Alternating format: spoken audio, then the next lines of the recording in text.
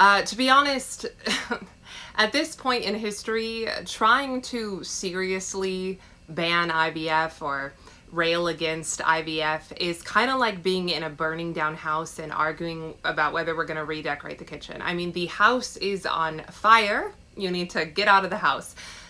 IVF is not the war. I'm sorry. In 2020 alone, there were almost 1 million abortions in the US.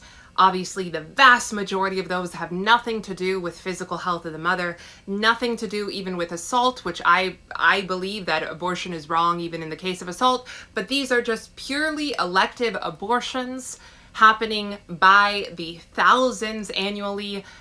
That is the war. That's the war. And I want to be really clear. I understand that life begins at fertilization. I absolutely understand that biologically that is the case.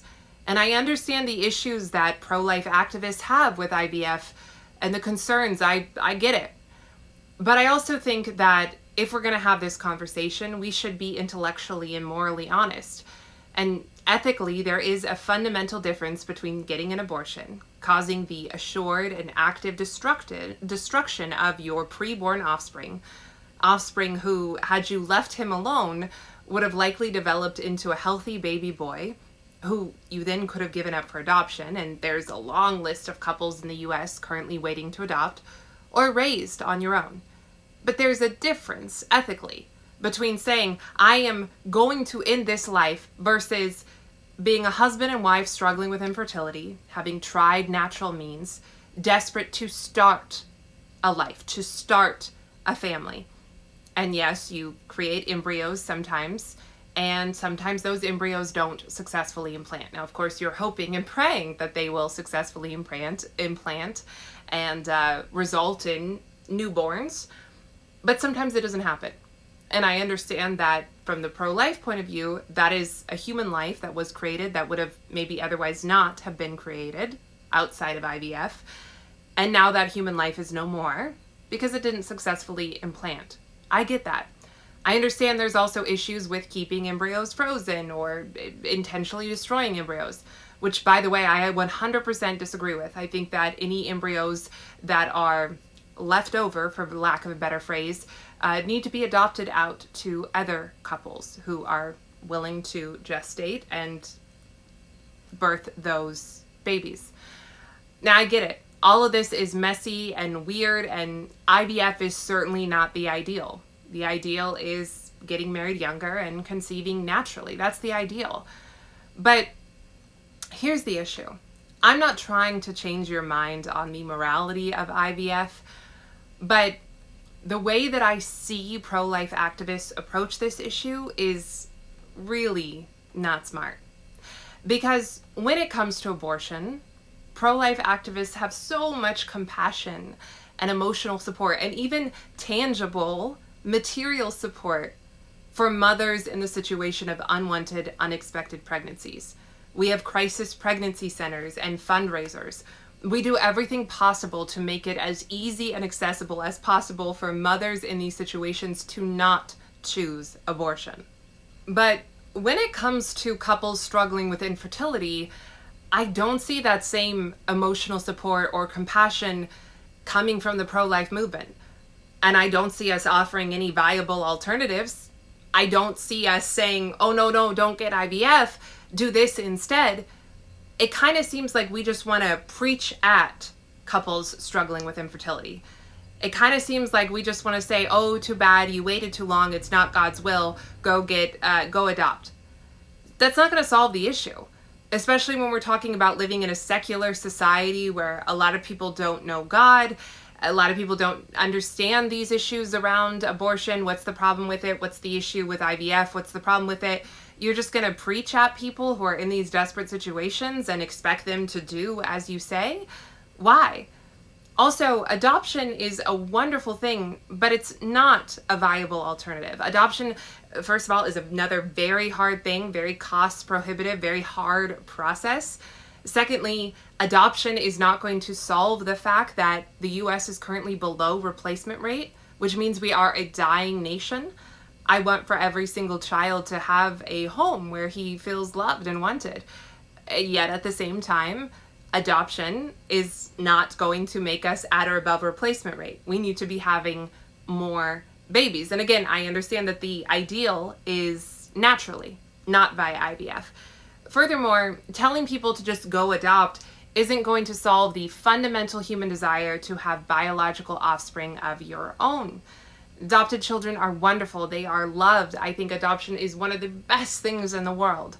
But again, there's still this fundamental human desire in most couples to create biological offspring. So what alternatives are we offering? What are we really doing here to help people not choose IVF in the same way we help mothers not choose abortion? I don't see us doing anything. And we do have a big infertility crisis. And a lot of times we want to brush it under the rug as women in their 30s or 40s who waited too long because they were boss babes. But really, this infertility crisis is much bigger than that. You know, we know that even sperm motility rates in young, presumably healthy men today in their 20s are much lower than they were a few decades prior in our grandfather's generation. What are we going to do about that? We know that there are toxins in our environment, toxins in our food. I'm happy to see that there's like a greater cultural consciousness about this kind of stuff, but how do we course correct? Do we need to maybe momentarily embrace IVF and some of these fertility treatments? I don't know.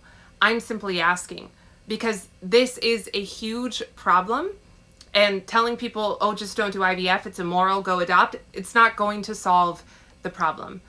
And yeah, part of the infertility crisis is people getting married later and later. That is an issue. 1 in 4 40-year-olds have never been married.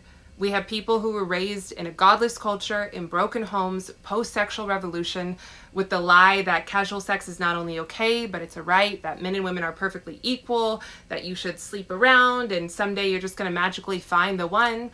And now we have a bunch of people jaded on dating apps and jaded over dating and men afraid to get married because of divorce laws, all of these issues we have. And it's a situation that, again, I don't know the answers to. IVF isn't going to solve it all, but it requires compassion, not just scorning or shaming people because they waited too long. I do think that we are in a very precarious position and we do need to course correct. And how are we going to course correct? I kind of sometimes have this feeling that Christian conservatives think that we're just going to get a lot of the 20-year-olds and convince them young and get them to get married young and go have 7 babies and homestead, and we're just going to really grab Gen Z or Gen Alpha and make sure that that's what gets us back on track. But are we really doing that? Are we really being effective in preaching at younger generations? What do we do with the jaded, unhappy, unmarried 40-year-olds, 30 people in their 30s? What do we do? How do we offer people solutions, alternatives, hope? Again, I'm not asking you to hold someone's hand into the sin of abortion or into the sin of IVF if you believe that's a sin. I'm asking for us to have actual conversations and actually offer solutions and actually offer alternatives, as opposed to, again, preaching at people. I mean, I have seen very well-known and famous pro-life activists be absolutely scornful towards mothers and couples who have used IVF, going so far as to say things like, your child that you've created by IVF has a bunch of dead brothers and sisters, meaning the embryos that didn't implant successfully or were, God forbid, destroyed. I think that's a horrific, horrific thing to say, again, when these couples are struggling with infertility and desperately trying to create new life. Does everyone deserve a child? No. Just because you met your spouse much later in life and finally met them and now you want to settle down and try to create this family, does that mean you deserve it? No, we deserve nothing in this life. Absolutely not. We deserve hell. But again, we're dealing with messy life, messy issues, real human fears, real human desires, and IVF isn't going anywhere. So how do we navigate this as pro-life activists? How do we get America back on track so that it's not a dying nation? How do we get more babies? How do we get more families? How do we get stronger families and stronger communities? I'm just asking. So far, I haven't really seen any Christian conservatives answer this. other than pretending like we're just going to grab all the 20-year-olds and make sure they stay on the straight and narrow and on the right path. Well, what kind of hope and solutions are we offering to people in their 30s and 40s, etc., so on and so forth? The last point I just want to make is that, people struggling with infertility could be huge allies to the pro-life movement because they understand better than anyone what an absolute evil abortion is, what an evil it is to end the life of your innocent preborn offspring. Because these are people who are desperate to create new life, desperate to see that positive on the pregnancy test. Of course they understand what a horror abortion is. And in that way, they would be a very easy get for the pro-life movement. And yet, unfortunately, it seems like the pro-life movement is currently intent on making enemies of them.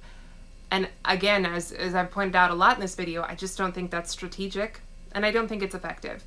But I know this is a complex issue and a very emotional, controversial subject. So let me know your thoughts in the comments below, and thank you so much for watching. Until next time.